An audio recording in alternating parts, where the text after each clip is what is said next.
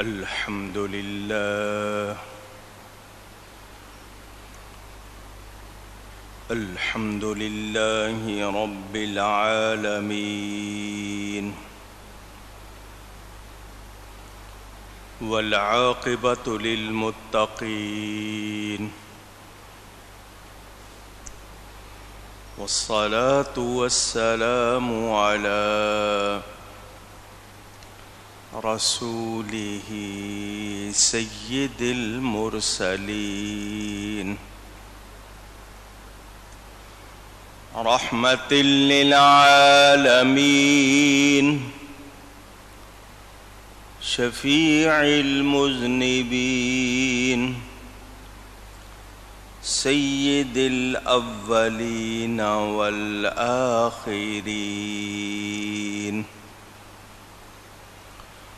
سيدنا ومولانا محمد رسول رب العالمين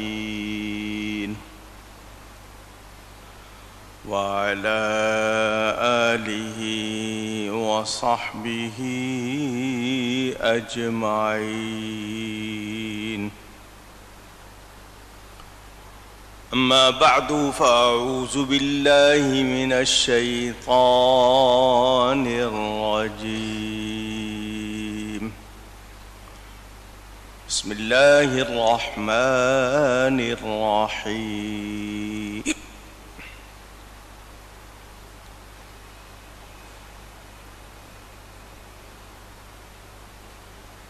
ربنا أخرجنا منها فإن عدنا فإنا ظالمون. قال اخسئوا فيها ولا تكلمون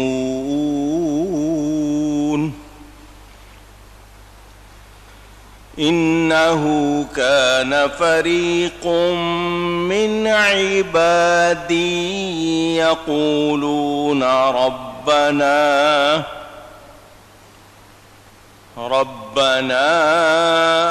آمنا فاغفر لنا وارحمنا وأنت خير الراحمين. صدق اللہ العلی العظیم. محبت کے ساتھ ایک مرتبہ دروشی پڑھ لیجئے. اللہم صلی علی سیدنا و مولانا محمد معدن الجود والکرم وآلہ وصحبہ وبارک وسلم. الصلاة والسلام عليك يا رسول الله. الصلاة والسلام عليك يا حبيب الله. الصلاة والسلام عليك يا رحمة للعالمين وعلى آلك وأصحابك يا شفيع المذنبين.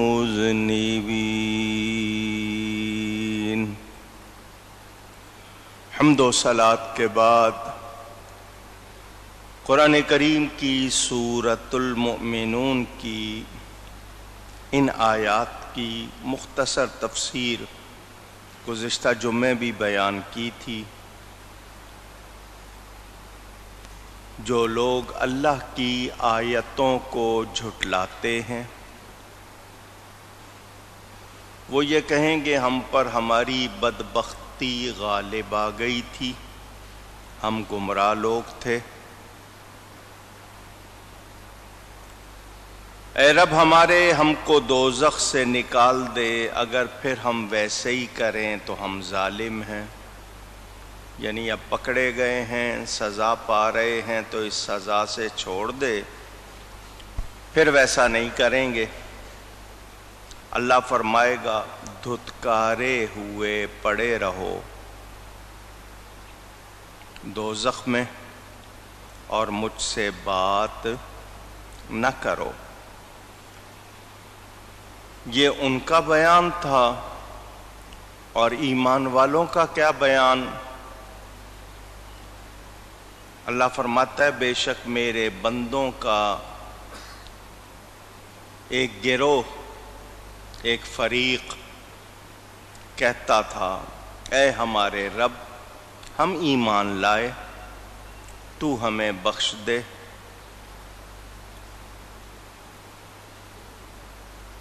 چونکہ ہم ایمان لائے ہیں تو ہمیں بخش دے اور ہم پر رحم کر، اور تو سب سے بہتر رحم کرنے والا ہے۔ اس حوالے سے جو بنیادی بات آپ کو بتائی تھی وہ یہ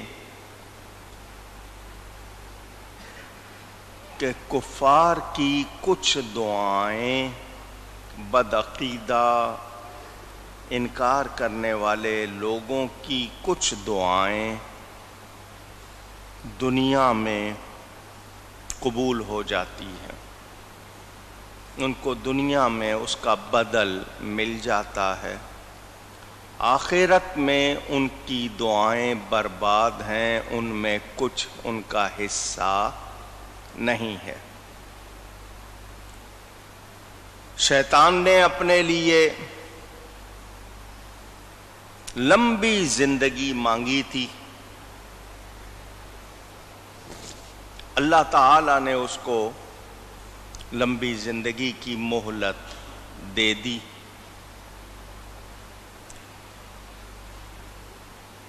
حالانکہ وہ مردود دھتکارا ہوا، مگر اس کی یہ بات اللہ نے مان لی۔ لیکن آخرت میں اس کے لیے بھی کچھ حصہ نہیں۔ ایمان والے دعائیں کرتے ہیں، ان کی دعا کا طریقہ بھی بتا دیا اللہ نے کہ وہ نیک ہونے کے باوجود بھی خود کو گناہگار سمجھتے ہیں اور ہر حال میں اپنے رب سے معافی چاہتے ہیں، پرہیزگار ہیں، نیک ہیں، مومن ہیں، پھر بھی خود کو گناہگار سمجھتے ہوئے اللہ کی بارگاہ میں عرض کرتے ہیں یا اللہ ہمیں بخش دے۔ تو جو بدعقیدہ لوگ ہیں، بد مذہب ہیں، غیر مسلم ہیں، وہ ان کی دعاؤں کا مذاق اڑاتے تھے کہ ایمان والے جو دعائیں کر رہے ہیں اس پر وہ تمسخر کرتے تھے، مذاق اڑاتے تھے۔ مگر مجھے اور آپ کو اس دعا سے کیا معلوم ہوا کہ سب سے پہلی شرط ایمان ہے۔ ربنا آمنا، اے ہمارے رب ہم ایمان لائے، ماننے والے ہیں۔ تو ایمان والا اپنے ایمان کو بھی وسیلہ بنائے دعا کرتے ہوئے، اور اپنے آپ کو عاجزی کرتے ہوئے رب کے سامنے یہی کہے کہ یا اللہ میں مجرم ہوں، باغی نہیں ہوں، گناہگار ہوں، مگر مومن ہوں، ماننے والا ہوں، ہمارے ایمان کی برکت سے ہمیں بخش دے۔ یہاں ایک دو باتیں کر کے میں اگلی آیت پڑھتا ہوں۔ پہلی بات جو مجھے اور آپ سب کو یاد کرنی ہے وہ کیا؟ دعا ہم کس سے کرتے ہیں؟ رب تعالی سے۔ کس سے؟ اللہ تعالی سے۔ اس کو کیا معلوم نہیں ہے کہ ہمیں کیا چاہیے؟ پوچھ رہا ہوں آپ سے، اسی نے بنایا ہے، وہ ہماری ہر ضرورت کو جانتا ہے، ہماری ہر حالت سے باخبر ہے، ہمارے وہم و گمان میں بھی جو باتیں ہیں جو لفظوں میں نہیں ہیں وہ بھی جانتا ہے، رب ہے، مگر پھر بھی فرماتا ہے ادعونی، مجھ سے مانگو، دعا کرو۔ تو یہ دعا کرنا کئی طرح سے ہے۔ پہلی بات، خود کو بے بس، عاجز ظاہر کرنا، ایک بات۔ دوسری بات یہ کہ اپنا شوق ظاہر کرنا۔ تیسری بات، رب کے سامنے گڑ گڑانا۔ اللہ کو یہ آپ کا گڑ گڑانا پسند آتا ہے۔ جب ہم شوق ظاہر کرتے ہیں تو ہمیں اس پر بھی ثواب ملتا ہے۔ مجھے یہ بتائیں، ہوا چل رہی ہے یا نہیں؟ ہماری ضرورت ہے، کوئی میٹر لگا ہوا ہے، کتنی کھینچ رہے ہیں؟ سورج ہے، اس کی روشنی ہے، اس پہ کوئی میٹر لگا ہوا ہے؟ نہیں۔ اس میں وٹامن ڈی بھی ہے جو ہماری ہڈیوں کے لیے زندگی ہے۔ کتنے پھل اس کی وجہ سے ملتے ہیں، زمین کو نئی زندگی ملتی ہے۔ کہتے ہیں نا، جس سبزے پر دھوپ نہ پڑے وہ سبزہ، جہاں سایہ ہو وہ سبزہ کھلتا نہیں ہے، مرجھا جاتا ہے۔ آپ کو پھل مل رہے ہیں، ان میں ذائقے مل رہے ہیں، مٹھاس مل رہی ہے، دھوپ کی وجہ سے۔ کتنے ملک ہیں جہاں دھوپ نہیں ہوتی تو وہاں پیداوار نہیں ہوتی۔ تو یہ ہماری ضرورت رب نے ہمیں دی ہے یا نہیں دی ہے؟ کوئی میٹر نہیں لگا ہوا، کوئی بل نہیں ہے، کوئی خرچہ نہیں ہے، کوئی سلسلہ نہیں۔ ہم جب اللہ کی بارگاہ میں دعائیں کر کے عاجزی کرتے ہیں تو ہمیں اس پر بھی وہ عطا فرماتا ہے، ثواب بھی ملتا ہے۔ اب میں آپ کے سامنے ایک دو نقشے رکھتا ہوں۔ رمضان شریف میں آپ سنتے ہیں بدر کا واقعہ، اللہ تعالی نے فتح کا وعدہ کر لیا اپنے حبیب صلی اللہ علیہ وسلم سے۔ حضور صلی اللہ علیہ وسلم نے میدان میں جا کر ایک دن پہلے نشان بھی بتا دیے، یہاں فلاں کی لاش ہوگی، یہاں فلاں کی لاش ہوگی، یہ بھی آپ نے سن لیا۔ اس کے باوجود ساری رات حضور دعا کرتے رہے۔ دعا میں کیا حالت کہ آپ کے مبارک شانوں سے مراد کندھے، مبارک شانوں پہ جو چادر تھی وہ اتنے ہاتھ اٹھاتے کہ وہ نیچے آ جاتی۔ عاجزی، دعا، حالانکہ وعدہ ہو چکا فتح کا، حضور نشان بھی لگا چکے، مگر اس کے باوجود دعا چھوڑی اونچی۔ ہمارے ہاں کیا ہے یار، ایک بار دعا کی ہے نا، جب ہو جائے گی پھر دیکھیں گے۔ یہ دعا کا سلسلہ چھوڑنا نہیں چاہیے، اور دعا عاجزی کے ساتھ کرنی ہے۔ دیکھو، بار بار رب کو پکارنا بھی ہے اس کے اچھے کے نام کے ساتھ۔ حضور صلی اللہ علیہ وسلم، حدیث شریف سنا رہا ہوں، ایک بندہ آیا حضور کے سامنے، مسجد میں نماز پڑھی، اس نے نماز پڑھ کے کہنے لگا یا اللہ مجھے یہ دے دے، مجھے یہ دے دے۔ حضور صلی اللہ علیہ وسلم نے اسے فرمایا، سن، رب سے مانگنے کا بھی کوئی طریقہ ہے، پہلے رب کی تعریف کر، پہلے رب کی اونچی کہیے تعریف کر، اس کو بڑے پیار سے پکار، اس کی شان کو بیان کر کے جتنی تجھے آتی ہے تو پکار، تب دعا کر۔ طریقہ بھی بتا دیا۔ آپ اپنے آپ کو دیکھیں، مانگنے والا آپ سے کہتا ہے سخی، حالانکہ آپ سخی ہو نہ ہو وہ سخی کہہ دیتا ہے، تیری خیر، تیرے بچوں کی خیر، تیرے گھر کی خیر، وہ آپ کے لیے اچھے جملے کہتا ہے، آپ کا دل نرم پڑتا ہے یا نہیں پڑتا؟ حالانکہ آپ مخلوق ہیں، رب کے بنائے ہوئے ہیں، آپ کے اندر اپنا کوئی کمال نہیں ہے، جتنے کمال ہیں سب رب تعالیٰ کے عطا کیے ہوئے، اس کے باوجود آپ کی تعریف ہو، آپ کو اچھی لگتی ہے تو رب تو ہے ہی تعریف کے لیے۔ تمام تعریفیں کس کے لیے ہیں؟ اللہ کے لیے۔ کوئی اگر آپ کی تعریف کرتا ہے تو وہ آپ کے اندر اپنا کمال تو نہیں ہے۔ مثلا کوئی کہے یار بہت اچھے لگ رہے ہو، تو وہ آپ جو اچھے لگ رہے ہیں وہ آپ خود اچھے بنے؟ کس نے بنایا ہے؟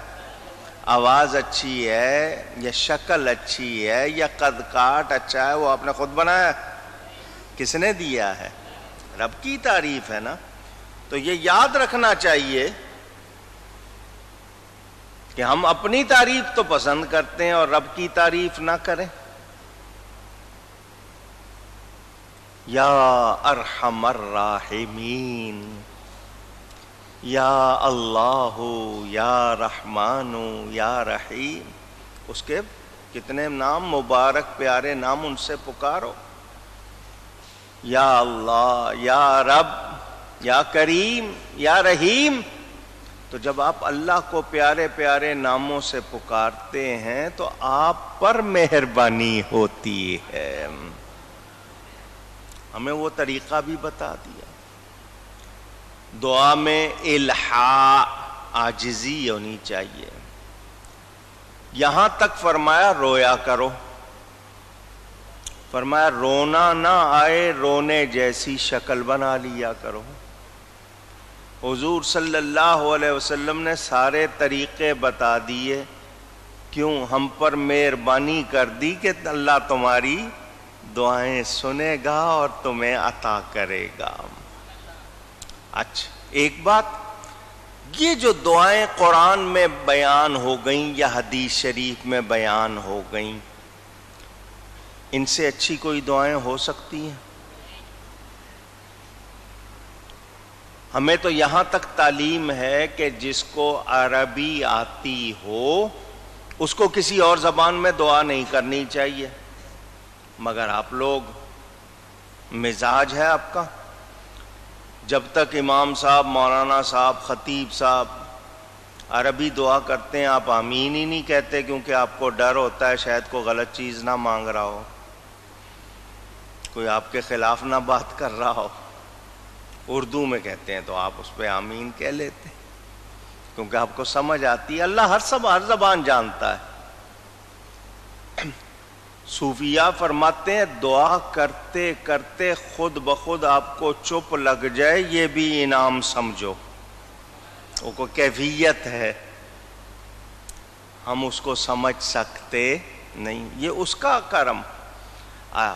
دعاؤں کے الفاظ خود بخود آپ کے ذہن میں ڈال دیے جائیں، آپ کی زبان سے نکلیں، یہ عطا ہوتی ہے، ہمارا اس میں کوئی دخل نہیں ہوتا۔ ہاں انبیاء کرام کی دعائیں یاد کرنا، ان کو دہرانا بہت اچھی بات۔ اب ہمیں یہ بھی بتا دیا گیا وہ لوگ جو دعا کرتے ہوئے بھی عاجزی نہیں کرتے، روتے نہیں، یا خشوع ان کے اندر وہ سچائی، وہ خوبی نہیں ہوتی ہے، تو اس کا مطلب یہ کہ ان کو اللہ سے کوئی لگاؤ نہیں ہے۔ یا جو لوگ اللہ کے سامنے ہاتھ پھیلاتے ہوئے بھی اکڑتے ہیں کہ ہم کس سے ہاتھ پھیلائیں، یا ان کے پر کیفیت نہیں ہوتی تو یہ ان کی محرومی ہے. قساوت قلبی یعنی دل کا سخت ہو جانا، ان کے دل سخت ہو چکے غذا کی وجہ سے یا کسی وجہ سے. اب یہ لفظ آیا ہے تو اس کی بھی بات سنا دوں. حضرت سعد رضی اللہ تعالی عنہ حضور کی بارگاہ میں آئے. حضور میں چاہتا ہوں کہ میں مستجاب الدعوات، اگر یہ لفظ یاد ہو جائے تو کہہ لیں کیا کہا؟ مستجاب الدعوات، دعا کی جمع دعوات. میری دعائیں قبول ہو جائیں، یعنی جو بھی میں دعا کروں وہ قبول ہو جائے، میں مستجاب الدعوات بن جاؤں. حضور صلی اللہ علیہ وسلم سے آ کر مانگ رہے ہیں کہ ایسا ہو جائے. تو حضور آگے سے یہ نہیں کہتے دعا تو میں بھی کرتا ہوں، اللہ کی مرضی قبول کرے نہ کرے، اللہ چاہے قبول کرے، اللہ نہ چاہے قبول نہ کرے، تو کیسے مستجاب الدعوات؟ میں تجھے نہیں. حضور نے فرمایا ایسا ہی ہوگا، شرط یہ ہے کہ اپنی غذا کو پاک رکھنا، اپنی غذا کو اونچی، کمائی بھی حلال ہو، جو کھا رہے ہو وہ بھی حلال ہو، صحیح ہو، پاک ہو، تو دعا قبول ہو جائے. ان کی دعائیں قبول ہوتی تھیں کیونکہ حضور صلی اللہ علیہ وسلم نے ان کو فرما دیا تھا. تو ہمیں پتہ چل گیا کہ دعا مومن کا ہتھیار ہے. اللہ سے آپ باتیں کرتے ہیں، وہ مجبور نہیں ہے، محتاج نہیں ہے، معذور نہیں ہے، کمزور نہیں ہے، اس پر کوئی حاوی نہیں ہو سکتا، اس کو کوئی ڈرا نہیں سکتا، اس سے کوئی چھین نہیں سکتا. یہ باتیں ہی اس کے لیے ہم نہیں کر سکتے، غلط ہے، وہ پاک ہے. مگر میں اور